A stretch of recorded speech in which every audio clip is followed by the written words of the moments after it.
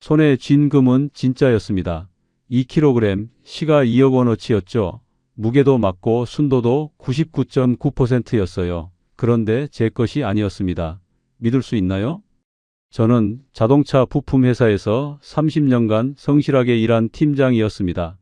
퇴직금 1억 5천만 원 조금 넘게 받았고 거기에 세입자 보증금 2억 정도까지 합쳐 총 3억 5천만 원을 골드바에 투자했죠.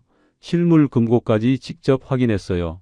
제 이름이 새겨진 라벨도 받고요. 그런데 6개월 만에 모두 사라졌습니다. 더 충격적인 건 제가 받은 금이 부산 귀금속 도매상에서 도난당한 절도품이었다는 겁니다. 결국 부모님이 물려주신 집까지 팔아야 했어요. 도대체 제게 무슨 일이 있었던 걸까요? 시청 전 구독과 좋아요를 누르시면 로또에 당첨되는 행운이 올 수 있습니다. 그리고 지금 어디에서 시청하고 계신지 댓글로 남겨주세요. 여러분의 이야기도 듣고 싶습니다. 그럼 지금부터 시작되는 이야기 속으로 함께 들어가 볼까요?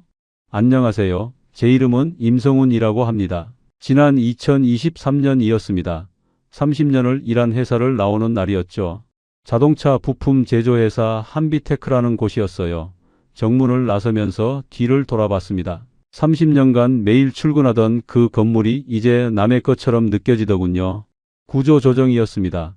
명예퇴직이라는 이름이 붙었지만 사실상 정리해고나 다름없었어요. 정년까지는 기간이 남아있지만 저는 불평하지 않았습니다. 후배들에게 자리를 물려줘야 한다고 생각했거든요. 그게 선배의 도리라고 믿었으니까요. 퇴직금은 1억 5천만 원 조금 넘게 나왔습니다. 30년 치고는 많은 편은 아니었어요. 중소기업이었으니까요. 하지만 저는 감사했습니다. 이 돈으로 아내와 조용히 노후를 보낼 수 있을 거라고 생각했죠. 그런데 며칠 뒤였습니다. 퇴직 송별회가 있었어요. 회사 근처 고깃집이었죠. 후배들이 저를 위해 자리를 마련해 줬습니다. 술을 마시며 이런저런 이야기를 나누는데 한 후배가 들어왔어요. 박재우라는 40대 초반 후배였습니다. 그 후배가 들어오는 순간 분위기가 싹 바뀌었어요. 다들 재우의 손목을 쳐다봤거든요. 명품 시계가 반짝이고 있었습니다. 누가 봐도 수천만 원은 좋게 넘어 보이는 물건이었죠. 재우가 웃으며 말했습니다. 팀장님 고생 많으셨습니다. 이제 시간도 많으시니까 투자 좀 해보세요. 요즘 저는 비트코인이랑 테슬라 주식으로 좀 벌었거든요. 다른 후배가 물었어요. 얼마나 벌었는데? 재우가 대수롭지 않다는 듯 대답했습니다. 3년 만에 한 5억 정도요. 강남에 아파트 하나 샀어요. 그 순간 제 가슴이 철렁 내려앉았습니다. 5억이라니 저는 30년을 일해서 1억 5천을 받았는데 말이죠.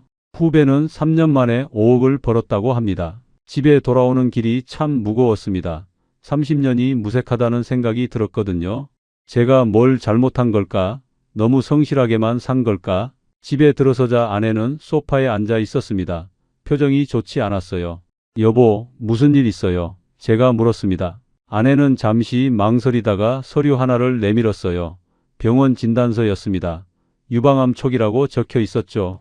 머리가 하얗게 변했습니다. 아내가 조용히 말했어요. 다행히 조기 발견이래요. 수술하고 치료 잘 받으면 괜찮대요. 하지만 비용이 좀 드는데 얼마나요?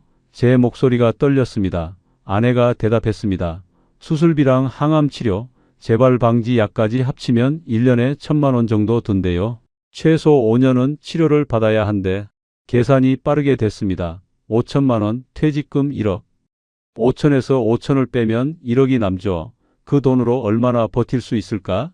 그날 밤 잠이 오지 않았습니다. 천장을 보며 생각했어요. 은행 이자가 2%라면 1억으로 1년에 200만 원밖에 못 벌어. 한 달이면 16만 원 정도. 이걸로 어떻게 살지? 아내의 잠든 얼굴을 봤습니다. 평생 저를 믿고 따라준 사람이에요. 제가 지켜야 했어요. 하지만 어떻게? 머릿속에 박재우의 말이 맴돌았습니다. 투자 좀 해보세요. 3년에 5억. 그 숫자가 계속 떠올랐어요. 나도 할 수 있을까? 나도 돈을 불릴 수 있을까? 하지만 동시에 두려웠습니다. 주식은 위험하다고 들었거든요. 비트코인은 더 무섭고요. 한순간에 다 날릴 수도 있다잖아요. 그렇게 며칠이 지났습니다. 퇴직 후 3주쯤 됐을 때였어요. 저는 매일 아침 산책을 나갔습니다. 할 일이 없었거든요. 30년간 아침 7시에 출근하던 몸이 갑자기 멈추니까 어색했어요. 산책하며 생각했습니다. 이제 뭘 하며 살지? 나는 이제 팀장도 아니고 직장인도 아니야. 그럼 나는 누구지? 그때였습니다. 병원 근처를 지나가는데 상가 2층에 간판 하나가 눈에 들어왔어요. 대성골드바 금색 글씨가 반짝이고 있었습니다. 유리문에 포스터가 붙어 있었어요.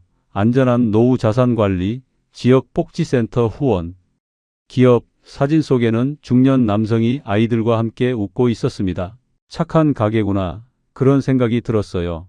복지센터를 후원하는 곳이라니 믿을만 하겠지. 그냥 지나쳤습니다. 하지만 그 간판이 머릿속에서 떠나지 않았어요.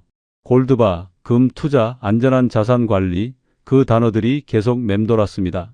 그날 밤 아내에게 물었습니다. 여보, 금 투자 어떻게 생각해? 아내는가 잠시 생각하더니 대답했어요. 금이요? 위험하지 않아요. 잘 모르겠어. 저도 대답했습니다. 하지만 주식이나 코인보다는 안전하지 않을까? 실물이잖아.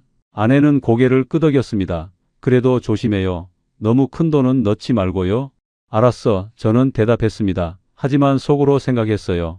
일단 알아나 보자. 뭐가 있는지. 며칠이 지났습니다. 저는 도서관으로 향했어요. 퇴직 후 처음으로 도서관에 가봤습니다. 30년간 회사만 다니다 보니 도서관이 이렇게 조용한 곳인지 몰랐어요. 투자 관련 서가를 찾았습니다.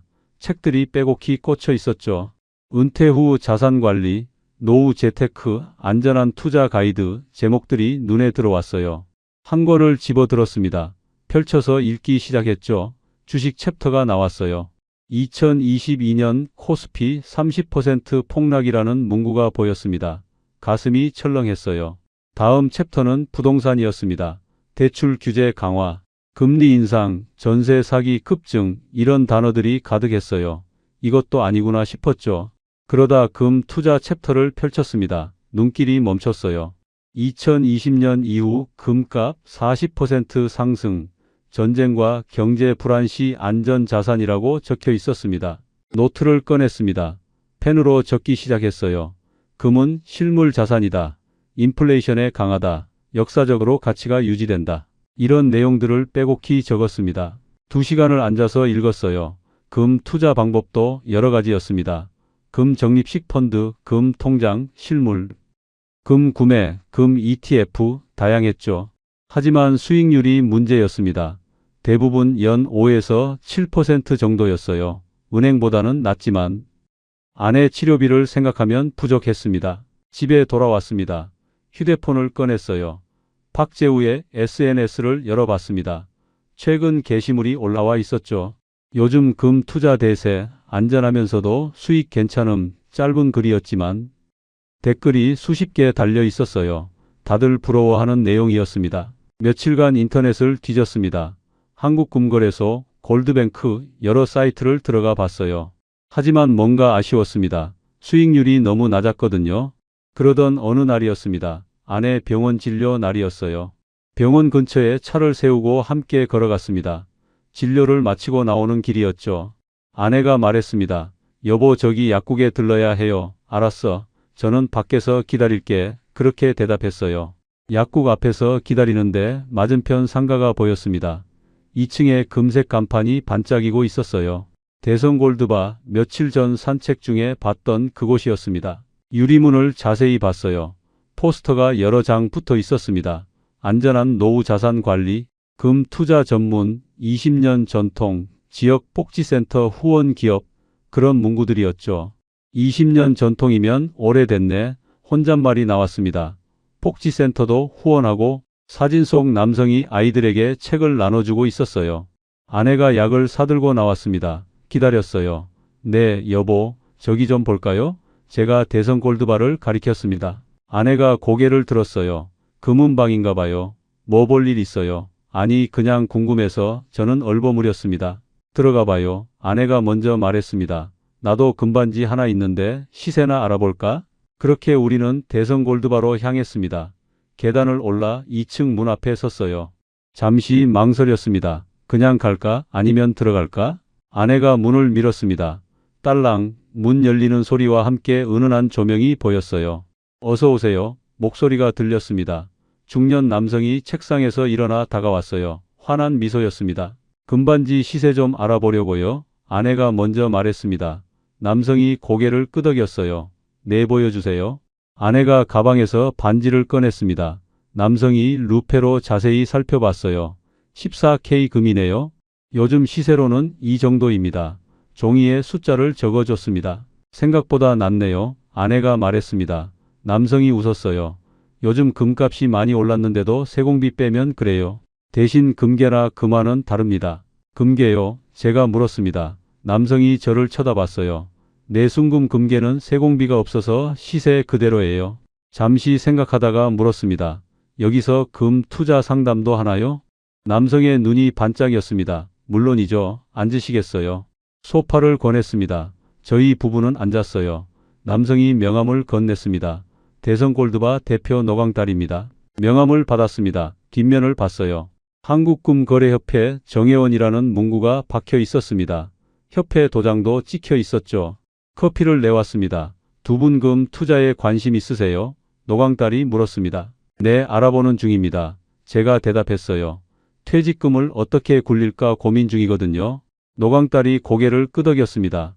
요즘 많이 오십니다. 은행 이자로는 답이 안 나오시죠? 그 말에 가슴이 뜨끔했어요. 맞아요. 2%로는 너무 적어서요. 솔직하게 말했습니다. 노광달이 태블릿을 꺼냈습니다. 화면을 저희에게 보여줬어요. 그래프가 나타났습니다. 최근 10년간 금값 추이였어요. 보세요.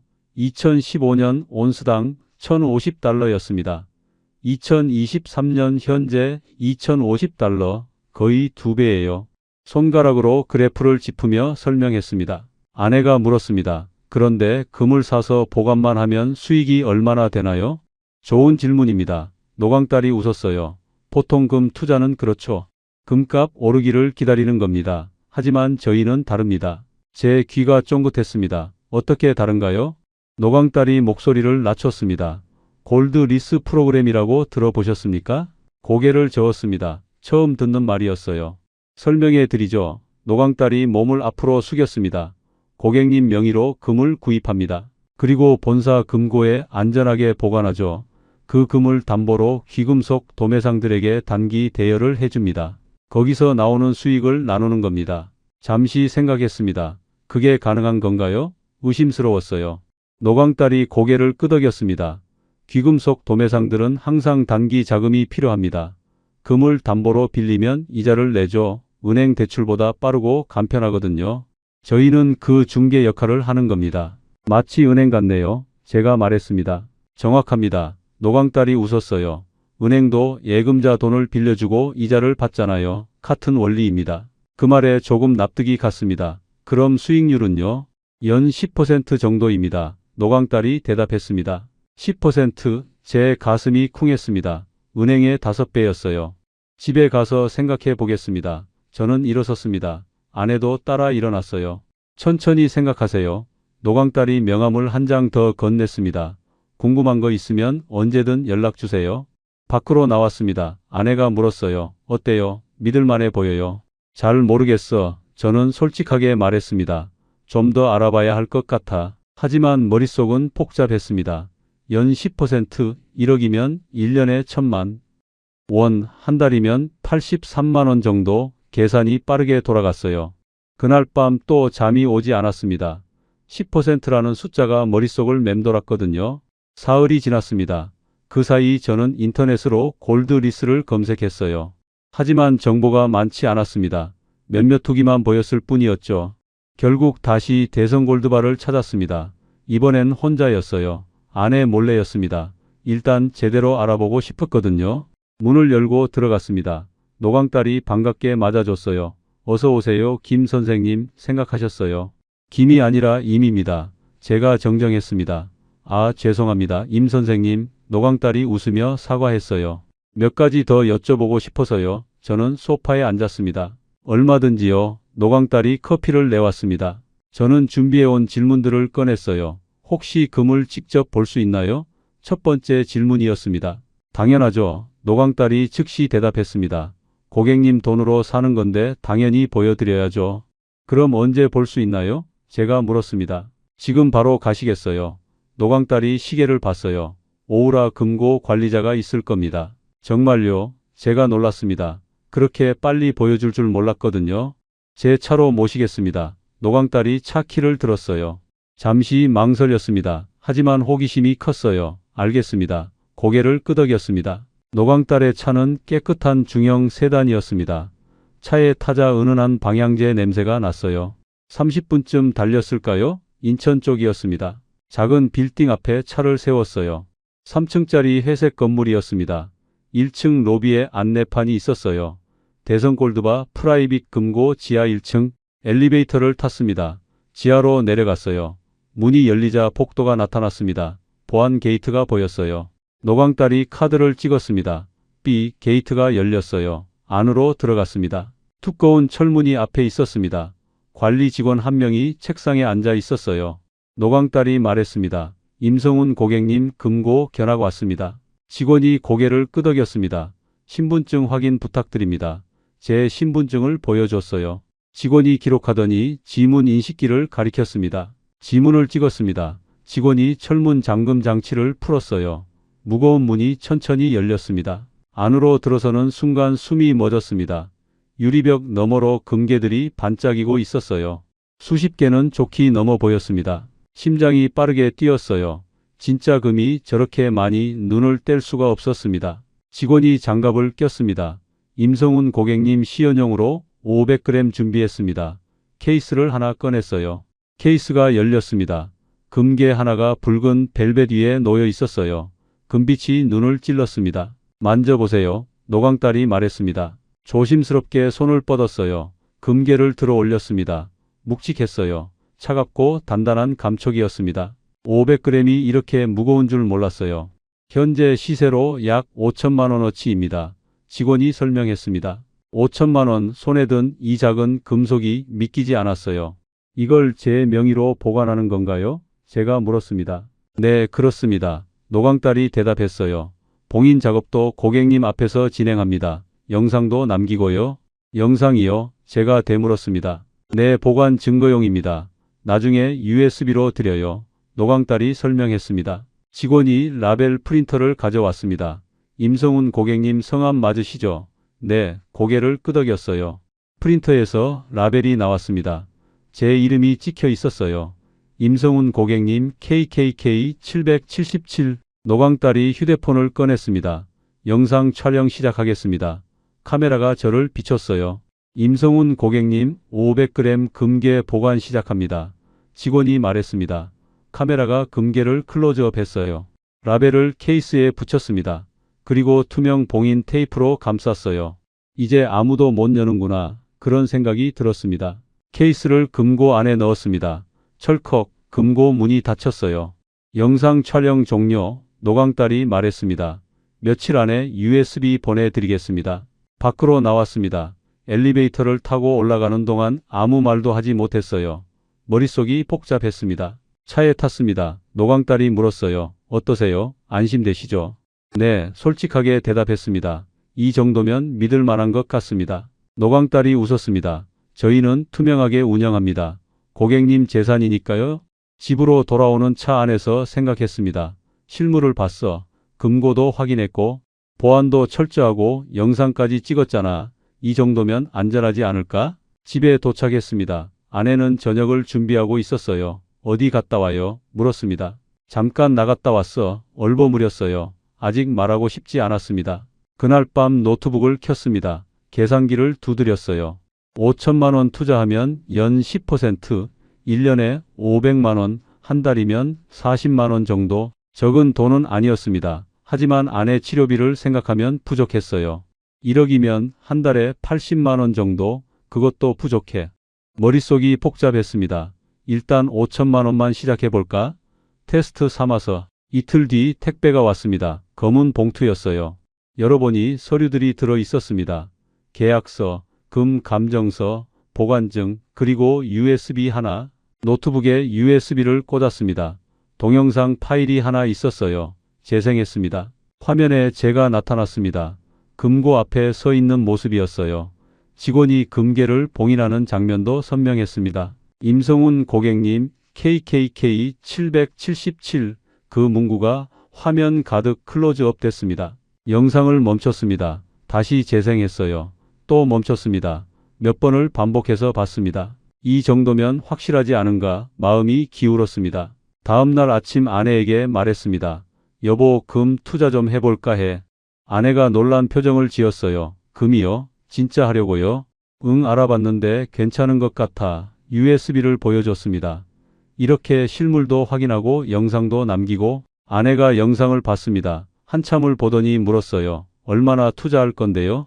일단 5천만 원만 테스트로 제가 대답했습니다. 5천만 원이요? 아내의 목소리가 떨렸어요. 그건 너무 큰 돈 아니에요. 퇴직금이 1억 5천인데 5천은 3분의 1이야.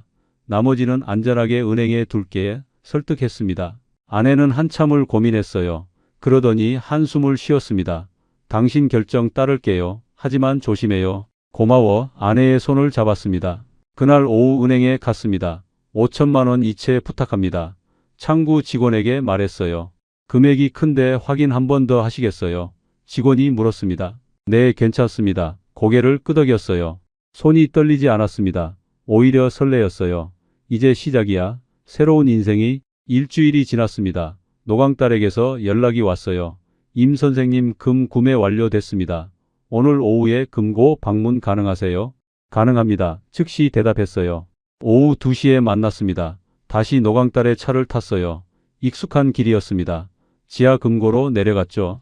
이번에는 절차가 더 정식이었습니다. 계약서에 도장을 찍었어요. 지문도 다시 등록했습니다. 철문이 열렸습니다. 안으로 들어갔어요. 직원이 케이스를 꺼냈습니다. 열어보니 금괴 하나가 놓여 있었어요. 임성훈 고객님, 500g입니다. 직원이 저울에 올렸어요. 정확히 500g이라고 표시됐습니다. 순도는요? 제가 물었습니다. 99.9 파인 골드입니다. 직원이 감정서를 보여줬어요. 한국금거래소 공식 감정서였습니다. 만져봐도 되나요? 허락을 구했습니다. 물론입니다. 직원이 장갑을 건넸어요. 장갑을 끼고 금괴를 들었습니다. 여전히 묵직했어요. 이게 내 거구나. 실감이 났습니다. 봉인 작업 시작하겠습니다. 직원이 말했어요. 노광딸이 휴대폰으로 영상을 찍기 시작했습니다. 라벨이 출력됐습니다.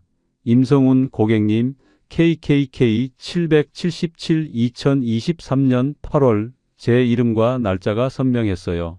케이스에 라벨을 붙였습니다. 투명 봉인 테이프로 꼼꼼히 감쌌어요. 이제 뜯으면 흔적이 남는다고 했습니다. 금고에 넣었습니다. 철컥, 문이 닫혔어요. 영상 촬영 종료합니다. 노광딸이 말했습니다. 밖으로 나왔습니다. 이제 어떻게 되는 건가요? 제가 물었어요. 내일부터 운용에 들어갑니다. 노광딸이 대답했습니다. 한 달 후 첫 배당금 들어갑니다. 한 달 후요? 제가 되물었습니다. 네, 매월 15일입니다. 5천만 원이시니까 월 40만 원 정도 입금될 겁니다. 노광딸이 계산해 줬어요. 40만 원, 그 숫자가 가슴에 와닿았습니다. 집에 돌아왔습니다. 아내에게 말했어요. 끝났어. 다음 달부터 매달 40만 원씩 들어온대. 정말요? 아내도 놀란 표정이었습니다. 응, 계좌 확인해 보면 알 거야. 제가 웃었습니다. 한 달이 지났습니다. 9월 15일이었어요. 아침부터 휴대폰을 계속 확인했습니다. 하지만 오전에는 알림이 없었어요. 오후가 됐습니다. 3시쯤이었을까요? 딩동, 알림이 울렸습니다. 휴대폰을 열었어요. 입금 41만 원 대성골드바 수익 배당. 손이 떨렸습니다. 은행 앱을 열었어요. 정말로 입금돼 있었습니다. 여보, 거실로 뛰어나갔어요. 아내를 불렀습니다. 왜 그래요? 아내가 놀라서 물었습니다. 이거 봐. 휴대폰을 보여줬어요. 진짜 들어왔어. 아내가 화면을 봤습니다. 눈이 커졌어요. 정말 들어왔네요. 그렇지, 믿을만하지. 제가 웃었습니다. 그래도 조심해요. 아내가 말했습니다. 알았어. 고개를 끄덕였어요. 하지만 속으로는 생각했습니다. 이 정도면 안전해. 실물도 있고 매달 돈도 들어오는데. 두 번째 달이 왔습니다. 10월 15일 또 정확히 41만 원이 입금됐어요. 세 번째 달도 마찬가지였습니다. 11월 15일 어김없이 입금됐습니다. 세 달 연속이었어요. 총 123만 원을 받았습니다. 은행 이자보다 5배 이상이었죠. 어느 날 저녁이었습니다. 거실 소파에 앉아 계산기를 두드렸어요. 5천만 원에 월 40만 원, 그럼 1억이면 월 80만 원. 아내가 물었습니다. 뭐 계산해요? 아무것도 아니야. 얼버무렸어요. 하지만 머릿속은 복잡했습니다. 1억 5천만 원 전부를 넣으면 월 120만 원, 1년이면 1,400만 원 정도? 그날 밤 잠이 오지 않았습니다. 숫자만 머릿속을 맴돌았어요.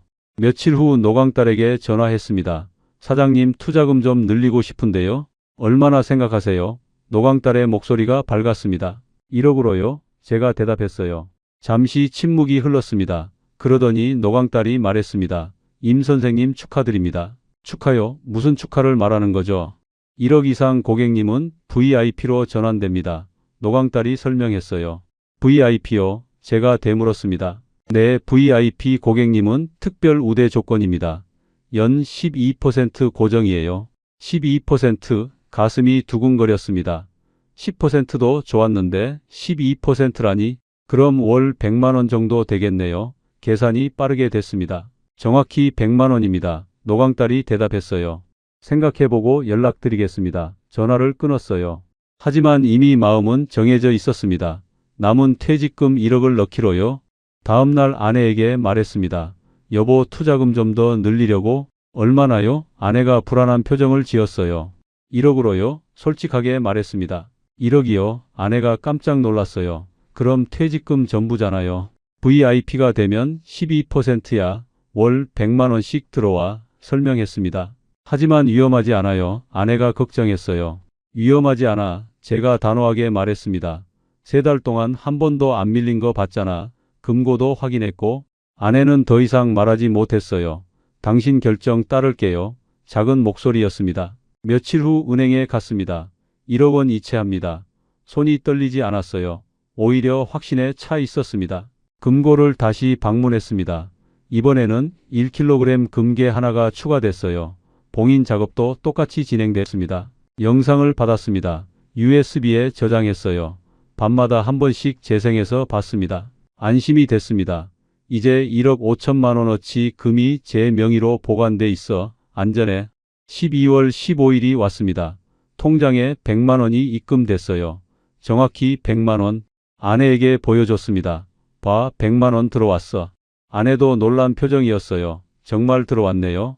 그렇지, 이제 믿어. 제가 웃었습니다. 하지만 그날 밤 이상한 생각이 들었습니다. 월 100만 원도 좋지만 더 늘리면 어떨까? 계산기를 또 꺼냈어요.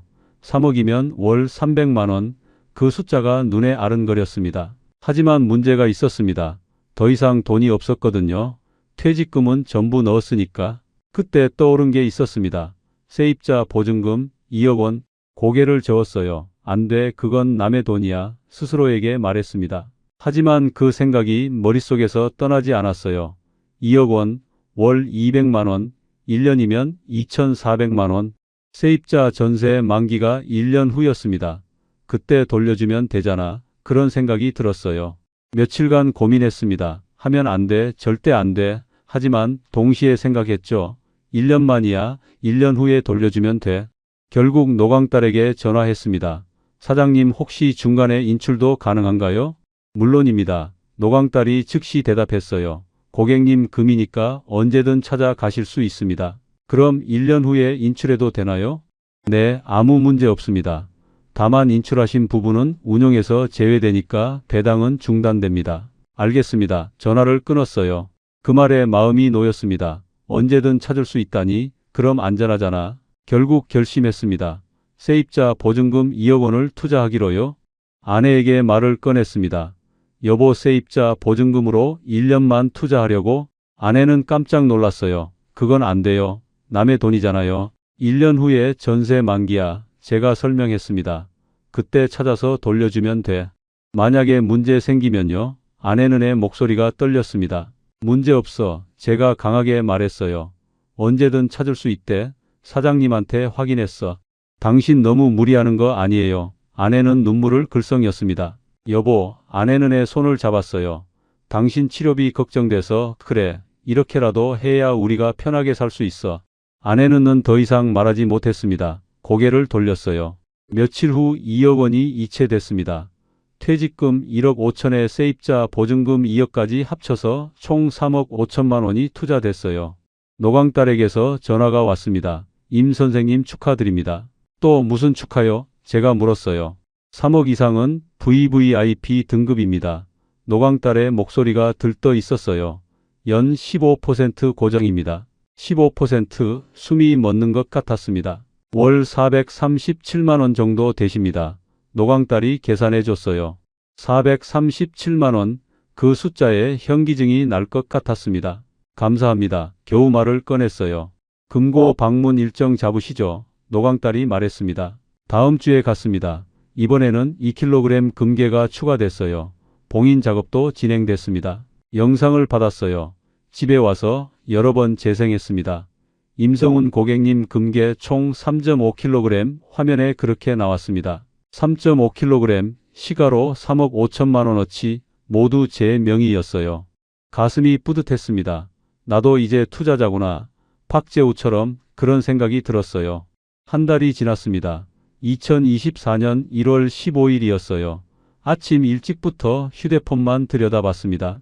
오후 3시쯤 알림이 왔어요. 딩동. 휴대폰을 열었습니다. 입금 437만 원 대성골드바 수익 배당. 손이 떨렸어요. 437만 원, 한 달 월급이 이 정도였는데. 거실로 뛰어나갔습니다. 여보 들어왔어. 437만 원. 아내는 더 놀란 표정이었어요. 정말요? 휴대폰을 보여줬습니다. 아내는 화면을 봤어요. 입을 다물지 못했습니다. 이제 걱정 덜었지. 제가 웃었어요. 치료비 충분히 낼 수 있어. 아내는 고개를 끄덕였습니다. 하지만 표정이 밝지 않았어요. 여보 그래도 조심해요. 알았어. 대답했지만 속으로는 생각했습니다. 이제 성공한 거야. 저녁에 박재우에게 문자를 보냈습니다. 재우야 나도 투자 시작했어. 금 투자. 곧 답장이 왔어요. 오 팀장님 대박이시네요. 금 요즘 괜찮죠? 웃음이 났습니다. 재우한테 뒤처지지 않아. 나도 할 수 있어. 두 번째 달이 왔습니다. 2월 15일 또 정확히 437만 원이 입금됐어요. 세 번째 달도 마찬가지였습니다. 3월 15일 어김없이 들어왔습니다. 석 달 동안 총 1,311만 원을 받았어요. 1,000만 원이 넘는 돈이었습니다. 거실 소파에 앉아 통장을 봤습니다. 숫자가 계속 늘어나고 있었어요. 아내는 옆에 앉았습니다. 여보 정말 잘 된 것 같네요. 그렇지 제가 웃었어요. 이제 우리 노후 걱정 없어. 하지만 아내는의 표정은 여전히 불안해 보였습니다. 어느 날 저녁이었습니다. 동네 슈퍼에 갔어요. 계산하는데 뒤에서 누가 불렀습니다. 성훈이 형, 돌아보니 옛날 회사 후배였어요. 오 진수야, 반갑게 인사했습니다. 형 요즘 뭐 하세요? 진수가 물었어요. 집에서 쉬고 있어. 대답했습니다. 퇴직금 어떻게 하세요? 진수가 조심스럽게 물었어요. 잠시 망설였습니다. 그러다 말했어요. 금 투자 좀 하고 있어. 오 금이요? 진수의 눈이 커졌습니다. 요즘 금 괜찮다던데요?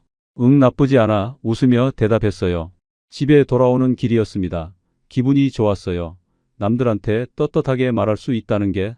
아내는 에게 말했습니다. 여보 오늘 진수 만났어. 투자 얘기했더니 부러워하더라. 아내는 아무 말이 없었어요. 그 다음에도 또 437만 원이 입금됐어요.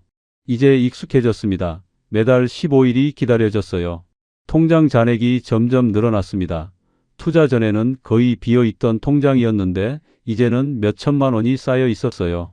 노광딸에게 감사 문자를 보냈습니다. 사장님 덕분에 노후 걱정 덜었습니다. 곧 답장이 왔어요. 임 선생님이 현명한 선택하셨습니다. 앞으로도 잘 부탁드립니다. 어느 날 아내는 와 산책을 나갔습니다. 봄바람이 불었어요. 여보, 아내는 말했습니다. 요즘 마음이 편해 보여요. 그래, 웃으며 대답했어요. 돈 걱정이 덜하니까. 아내는 조용히 말했습니다. 그래도 너무 믿지는 마요. 왜 자꾸 그래? 제 목소리가 높아졌어요. 벌써 넉 달째 잘 들어오잖아. 아내는 더 이상 말하지 않았습니다. 집에 돌아왔습니다. 혼자 거실에 앉아 생각했어요. 아내는 왜 자꾸 불안해할까? 하지만 곧 고개를 저었습니다. 괜한 걱정이야. 실물도 있고 매달 돈도 들어오는데. 계산기를 또 꺼냈어요. 1년이면 5,200만 원 정도, 2년이면 1억이 넘어. 그 숫자를 보며 웃음이 났습니다. 잘했어. 정말 잘한 결정이야. 그날 밤 꿈을 꿨습니다. 금괴들이 반짝이는 꿈이었어요. 제 이름이 새겨진 라벨들, 행복한 꿈이었습니다. 하지만 그게 마지막 행복한 꿈이었어요. 다음 달부터 모든 게 무너지기 시작했으니까요. 5월이 왔습니다. 5번째 배당일이었어요. 5월 15일 아침부터 휴대폰을 확인했습니다. 10시, 11시, 정오, 알림이 없었어요. 오후가 됐습니다. 2시, 3시, 여전히 조용했습니다. 이상했어요. 항상 3시쯤 들어왔는데 4시가 됐습니다. 아무 소식이 없었어요. 노광딸에게 전화를 걸었습니다. 여보세요, 사장님. 아, 임 선생님, 노광딸의 목소리가 들렸어요. 오늘 배당금이 아직 안 들어왔는데요. 조심스럽게 말했습니다. 아, 그거요? 노광딸이 웃었어요. 오늘 은행 전산 작업이 있어서 좀 늦어질 겁니다. 은행 전산 작업이요? 되물었습니다. 네, 내일 아침까지는 들어갈 겁니다. 걱정 마세요. 노광딸의 목소리는 여유로웠어요. 알겠습니다. 전화를 끊었습니다. 조금 불안했지만 믿기로 했어요. 은행 전산 작업이면 그럴 수도 있지. 다음 날 아침이었습니다. 5월 16일 일찍 일어나 휴대폰을 확인했어요. 알림이 없었습니다. 오전 내내 기다렸습니다.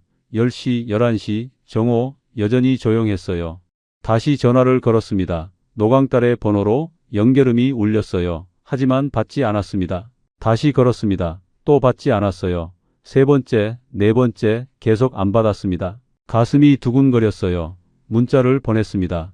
사장님, 배당금 아직 안 들어왔습니다. 확인 부탁드립니다. 읽음 표시가 뜨지 않았어요. 대성골드바 매장 번호로 전화했습니다. 신호음만 계속 울렸어요. 아무도 받지 않았습니다. 뭔가 잘못됐어. 그런 생각이 들었습니다. 아내는에게 말했습니다. 여보, 이상해. 연락이 안 돼. 아내는의 얼굴이 하얗게 변했어요. 뭐라고요? 매장도 안 받고 사장님도 안 받아. 제 목소리가 떨렸습니다. 당장 가봐요. 아내가 말했어요. 옷을 급히 입었습니다. 밖으로 뛰쳐나갔어요. 병원 근처 상가로 향했습니다. 2층 계단을 뛰어 올라 대성골드바 문 앞에 섰습니다. 문이 잠겨 있었어요. 유리문을 잡고 흔들었습니다. 꿈쩍도 하지 않았어요. 유리의 얼굴을 바짝 댔습니다. 안을 들여다봤어요. 텅 비어 있었습니다. 진열장도 책상도 모두 사라졌어요. 벽에 걸려있던 사진들도 없었습니다. 아무것도 남아있지 않았어요. 문에 종이 한 장이 붙어 있었습니다. 임시 휴업, 임시 휴업. 그 두 글자를 보며 다리에 힘이 풀렸습니다. 벽에 기대에 주저앉았어요. 손이 떨렸습니다. 이럴 리가 없어. 혼잣말이 나왔습니다. 본사가 떠올랐습니다. 인천에 있는 금고, 그곳으로 가야 해. 택시를 잡았어요. 인천으로 가주세요. 운전사에게 말했습니다. 차창 밖 풍경이 빠르게 지나갔습니다. 하지만 아무것도 보이지 않았어요. 40분쯤 걸렸을까요? 회색 빌딩 앞에 도착했습니다. 주차장이 텅 비어 있었어요. 이상했습니다. 평일 오후인데 건물로 들어갔습니다. 1층 로비에 섰어요. 안내판을 찾았습니다. 하지만 없었어요. 대성골드바 프라이빗 금고 안내판이 사라져 있었습니다. 심장이 쿵하고 내려앉았습니다. 엘리베이터를 탔어요. 지하 1층 버튼을 눌렀습니다. 문이 열렸습니다. 복도로 나왔어요. 보안 게이트가 보였습니다. 불이 꺼져 있었어요. 카드를 찍었지만 반응이 없었습니다. 철문 앞으로 갔습니다. 굳게 닫혀 있었어요. 문을 두드렸습니다. 똑똑똑. 아무 대답이 없었습니다. 있습니까? 소리쳤어요. 여기 사람 있어요. 메아리만 돌아왔습니다. 옆 사무실로 갔습니다. 문을 열었어요. 직원 한 명이 책상에 앉아 있었습니다. 저기요. 급히 물었어요. 금고 운영하던 회사 어디 갔는지 아세요? 직원이 저를 쳐다봤습니다. 아, 거기요. 며칠 전에 나갔어요. 며칠 전이요? 제 목소리가 떨렸어요. 이틀 전에 트럭 와서 다 실어갔다고 말했습니다. 그 말을 듣는 순간 다리에서 힘이 빠졌습니다. 저도 이상하다 싶었어요. 직원이 말했습니다. 갑자기 나가더니 어디로 갔는지는 모르겠어요. 직원이 고개를 저었습니다. 철문 앞으로 돌아갔습니다. 주저앉았어요. 바닥이 차갑게 느껴졌습니다. 3억 5천만 원, 제 퇴직금, 세입자 보증금 모두 여기 있었는데 휴대폰을 꺼냈습니다. 손이 떨려 제대로 누르지 못했어요. 경찰에 신고합니다. 겨우 말을 꺼냈어요. 무슨 일이신가요? 상담원이 물었습니다. 사기당한 것 같습니다. 제 목소리가 갈라졌어요. 가까운 경찰서로 오시겠어요? 상담원이 말했습니다. 택시를 타고 경찰서로 갔습니다. 민원실에 들어갔어요. 형사 한 명이 저를 맞았습니다. 무슨 일이세요? 금 투자 사기를 당한 것 같습니다. 말하면서 눈물이 났어요. 앉으세요. 형사가 의자를 권했습니다. 조사실로 갔습니다. 책상 앞에 앉았어요. 노광딸이라는 사람 아시죠? 형사가 물었습니다. 네, 대성골드바 사장입니다. 고개를 끄덕였어요. 형사가 서류를 펼쳤습니다. 사진 여러 장이 나왔어요. 노광딸의 얼굴이었습니다. 하지만 이름이 달랐어요. 노광딸, 강민수, 서준호, 여러 이름이 적혀 있었습니다. 전부 가명입니다. 형사가 말했어요. 이 사람 전과 구범입니다. 전과 구범, 그 말에 머리가 하얗게 변했습니다. 지능사기 전문이에요. 형사가 설명을 시작했습니다. 수법은 이렇습니다. 형사가 파일을 넘겼어요. 초반에는 진짜 금을 보여줍니다. 신뢰를 쌓는 거죠. 일부 고객에게는 실제로 금을 인출해 줍니다. 선생님처럼요. 숨이 막혔습니다. 그 금은 어디서 구한 건가요? 제가 물었어요. 절도품이거나 가짜입니다. 형사가 대답했습니다. 진짜 금고는 연출용이고요. 연출용이요? 되물었습니다. 네, 고객들 보여주기 용입니다. 형사가 고개를 끄덕였어요. 영상도 편집하고 보관증도 위조하죠. 그럼 제가 본 금괴들은? 말이 끊겼습니다. 대부분 가짜였을 겁니다. 형사가 말했습니다. 몇 개만 진짜고 나머지는 도금이거나 텅스텐이죠. 믿을 수가 없었어요. 초반 배당은 돌려막기입니다. 형사가 계속 설명했어요. 신규 투자금으로 기존 고객 배당을 주는 거죠. 어느 순간 잠적합니다. 형사의 목소리가 낮아졌어요. 현재 신고 접수된 피해자는 10명이 넘습니다. 형사가 파일을 보여줬어요. 피해액은 42억 원 정도. 42억, 그 숫자에 정신이 아득해졌습니다. 선생님은 얼마나 투자하셨어요? 형사가 물었습니다. 3억 5천만 원입니다. 겨우 대답했어요. 형사가 한숨을 쉬었습니다. 기록하겠습니다. 혹시 찾을 수 있나요? 제가 물었어요. 제 돈을? 형사가 고개를 저었습니다. 쉽지 않습니다. 이미 해외로 빠져나갔을 가능성이 높아요. 그럼 저는 말이 나오지 않았습니다. 일단 조사에 협력해 주셔야 합니다. 형사가 말했어요. 몇 시간 동안 조사를 받았습니다. 계약서, 입금 내역, USB 영상 모두 제출했어요. 저녁이 됐습니다. 조사가 끝났어요. 집에 연락이라도 하세요. 형사가 말했습니다. 휴대폰을 꺼냈습니다. 아내는에게 전화를 걸었어요. 여보, 아내는의 목소리가 떨리고 있었습니다. 지금 경찰서야. 제 목소리도 떨렸어요. 무슨 일이에요? 아내가 울먹였습니다. 나중에 집에 가서 얘기할게. 전화를 끊었습니다. 밤 10시가 넘어서 집에 도착했어요. 현관문을 열자마자 주저앉았습니다. 아내가 달려왔습니다. 여보, 대체 무슨 일이에요? 한참을 아무 말도 하지 못했어요. 사기당했어. 겨우 말을 꺼냈습니다. 뭐라고요? 아내가 손으로 입을 막았습니다. 노광딸이 사기꾼이었어. 전과 구범이래. 말하면서 눈물이 났어요. 그럼 돈은? 아내는의 목소리가 떨렸습니다. 다 날아갔어. 3억 5천 전부. 제 목소리가 갈라졌습니다. 세입자 돈도요? 아내는 울기 시작했습니다. 응, 고개를 끄덕였어요. 아내는 바닥에 주저앉았습니다. 어떡해요? 어떻게? 계속 중얼거렸어요. 저도 울었습니다. 바닥에 이마를 댔어요. 30년을 일해서 모은 돈이 한순간에. 그날 밤 우리는 거실 바닥에서 한참을 그렇게 있었습니다. 며칠이 지났습니다. 뉴스에 대성골드바 사건이 보도됐어요. 저녁 6시 뉴스였습니다. 텔레비전을 켰는데 익숙한 화면이 나왔어요. 금 투자 사기로 15명이 40억 원 넘는 피해를 입었습니다. 앵커가 말했습니다. 화면에 굳게 닫힌 대성골드바 매장이 비쳤어요. 기자의 목소리가 이어졌습니다. 피해자 대부분은 62 넘은 은퇴자들이었습니다. 특히 일부는 세입자 보증금까지 투자한 것으로 드러나 충격을 주고 있었습니다. 다음날 아침에 세입자 유광호에게서 전화가 왔어요. 집주인님, 유광호의 목소리가 들렸습니다. 네, 겨우 대답했어요. 전세 만기가 다음 달인데요. 유광호가 말했습니다. 이사 준비해야 해서요. 말이 나오지 않았습니다. 집주인님, 유광호가 다시 불렀어요. 죄송합니다. 겨우 말을 꺼냈습니다. 조금만 시간을 주실 수 있나요? 무슨 일 있으세요? 유광호의 목소리가 날카로워졌어요. 사정이 생겨서요. 얼버무렸습니다. 사정이요? 유광호가 목소리를 높였어요. 저도 이미 계약금 넣었습니다. 알고 있습니다. 제 목소리가 떨렸어요. 최대한 빨리 준비하겠습니다. 빨리가 언제인데요? 유광호가 따졌습니다. 대답할 수 없었어요. 전화를 끊었습니다. 며칠 후 등기 우편이 왔습니다. 법무법인 최영진 변호사 사무소였어요. 손이 떨려 봉투를 제대로 뜯을 수가 없었습니다. 내용 증명이었어요. 전세 보증금 2억 원을 7일 이내에 반환하라는 내용이었습니다. 미반환 시 법적 조치를 취하겠다는 문구가 굵은 글씨로 적혀 있었어요. 아내는에게 보여줬습니다. 아내는 내용 증명을 읽고 눈물을 흘렸어요. 어떻게 할 거냐며 아내가 물었고 저는 모르겠다고만 대뇌었습니다. 그러자 아내는 조용히 저에게 집을 그냥 팔자고 이야기했어요. 하지만 부모님 유산이기에 집은 지키고 싶었습니다. 그러나 다른 방법이 솔직히 떠오르지 않았어요. 며칠간 고민했지만 결국 답이 없었죠.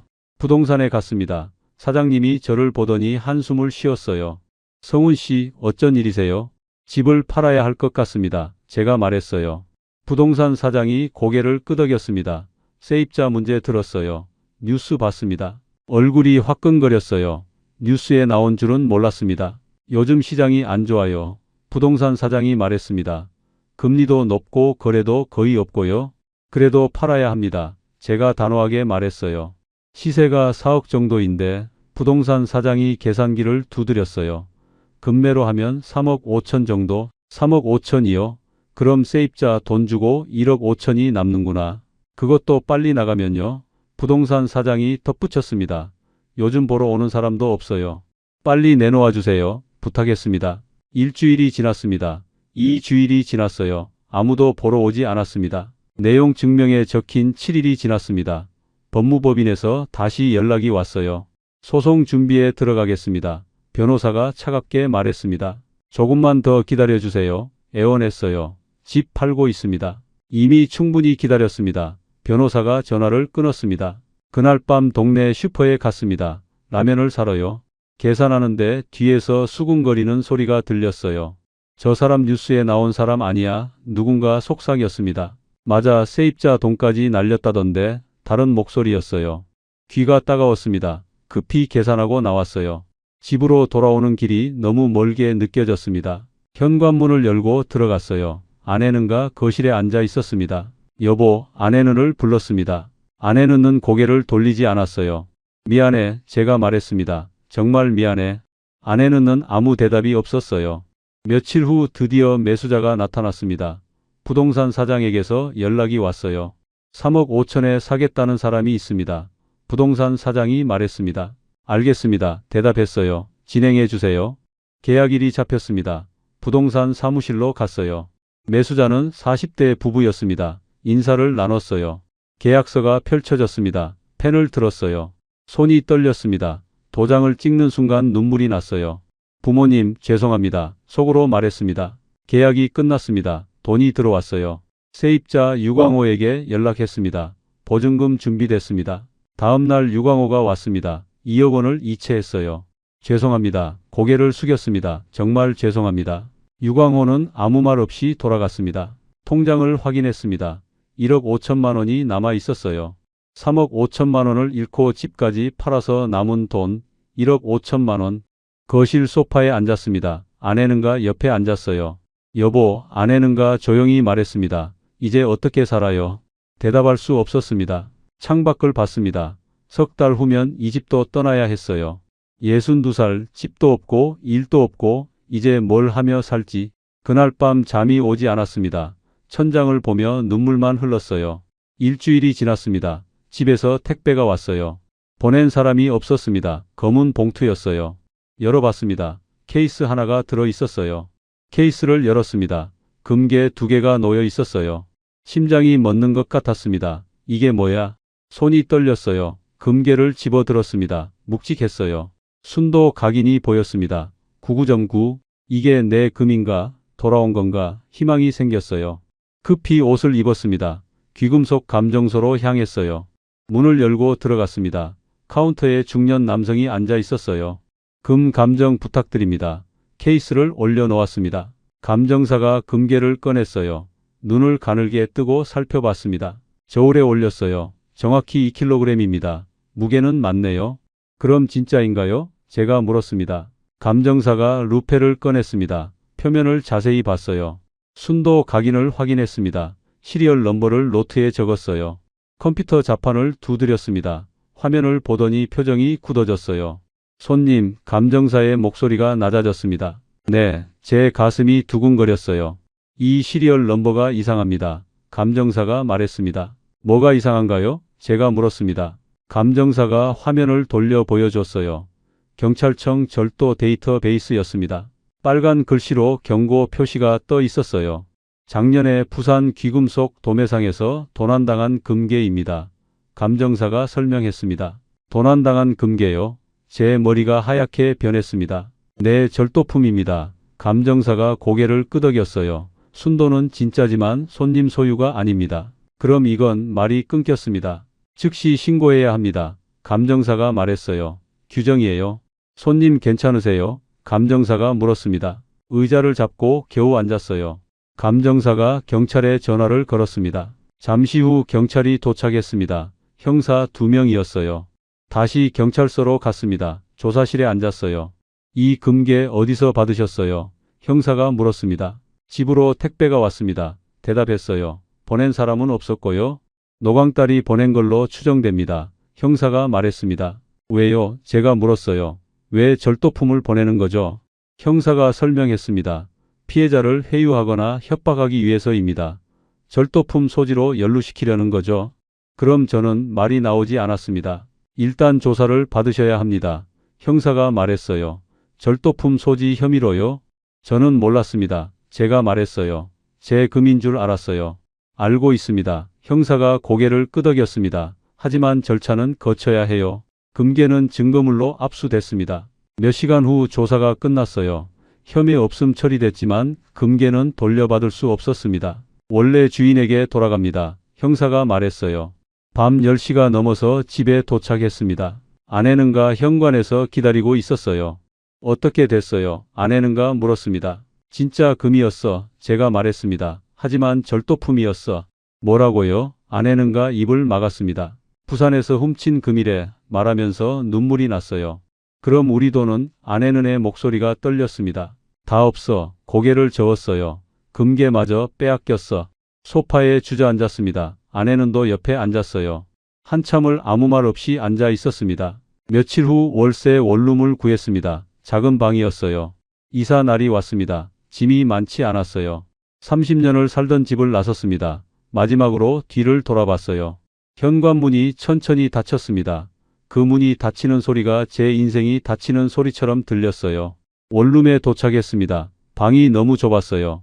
아내는 말없이 짐을 풀었습니다. 창문을 열었어요. 다른 건물 벽만 보였습니다. 저녁이 됐습니다. 라면을 끓였어요. 아내는와 마주 앉았습니다. 젓가락을 들었지만 넘어가지 않았어요. 여보, 아내는가 조용히 말했습니다. 이제 어떻게 살아요? 대답할 수 없었습니다. 62살에 1억 5천만 원, 이걸로 얼마나 버틸 수 있을까? 일자리를 찾아야 했습니다. 하지만 60이 넘은 나이에 뭘 할 수 있을까? 며칠 후 구인 광고를 봤습니다. 새벽 배달, 경비, 청소, 그런 일들이었어요. 새벽 배달에 지원했습니다. 면접을 봤어요. 나이가 많으신데 괜찮으세요? 사장이 물었습니다. 괜찮습니다. 고개를 끄덕였어요. 다음 날부터 일을 시작했습니다. 새벽 4시에 일어났어요. 배달 오토바이를 탔습니다. 추웠어요. 첫 배달지로 향했습니다. 아파트 앞에 섰어요. 30년 전 제가 살던 아파트와 비슷했습니다. 문득 그때가 떠올랐어요. 젊었을 때, 희망이 있었을 때, 배달을 끝내고 돌아오는 길이었습니다. 누군가 저를 불렀어요. 팀장님, 익숙한 목소리였습니다. 돌아봤습니다. 옛날 회사 후배 진수였어요. 진수야, 반갑게 인사했습니다. 팀장님 지금 뭐 하세요? 진수가 놀란 표정이었어요. 배달 좀 하고 있어. 웃으며 대답했지만 목소리가 떨렸어요. 진수는 아무 말도 하지 못했습니다. 나 먼저 갈게. 서둘러 자리를 떴어요. 오토바이에 올라탔습니다. 눈물이 났어요. 집에 돌아왔습니다. 아내는가 아침을 준비하고 있었어요. 오셨어요. 아내는가 말했습니다. 응, 고개를 끄덕였어요. 세수를 했습니다. 거울을 봤어요. 주름이 더 깊어진 얼굴, 희끗희끗한 머리, 이게 나인가? 거실로 나왔습니다. 아내는와 마주 앉았어요. 여보, 제가 말했습니다. 네, 아내는가 고개를 들었어요. 미안해, 정말 미안해. 눈물이 흘렀습니다. 아내는도 울었어요. 두 사람이 손을 잡고 한참을 울었습니다. 창밖을 봤습니다. 햇살이 들어왔어요. 하지만 그 빛이 너무 따가웠습니다. 62살 모든 걸 잃었지만 살아야 했어요. 내일도 새벽 4시에 일어나야 했습니다. 그렇게 하루하루를 버텨야 했어요. 여러분, 저는 이렇게 모든 것을 잃었습니다. 퇴직금 1억 5천만 원, 세입자 보증금 2억 원, 그리고 부모님이 물려주신 집까지 총 5억 원이 넘는 돈이 6개월 만에 사라졌어요. 제가 받은 금은 진짜였습니다. 하지만 제 것이 아니었어요. 남에게서 훔친 절도품이었죠. 저를 속인 건 노광딸이 아니었습니다. 제 아내 욕심이었어요. 후배 박재우보다 뒤처지기 싫다는 자존심, 아내는 지켜야 한다는 조급함, 그리고 쉽게 벌 수 있다는 환상이 저를 무너뜨렸습니다. 여러분께 간곡히 당부드립니다. 첫째, 금 거래 허가증을 반드시 확인하십시오. 하지만 그것조차 위조될 수 있다는 것을 아셔야 합니다.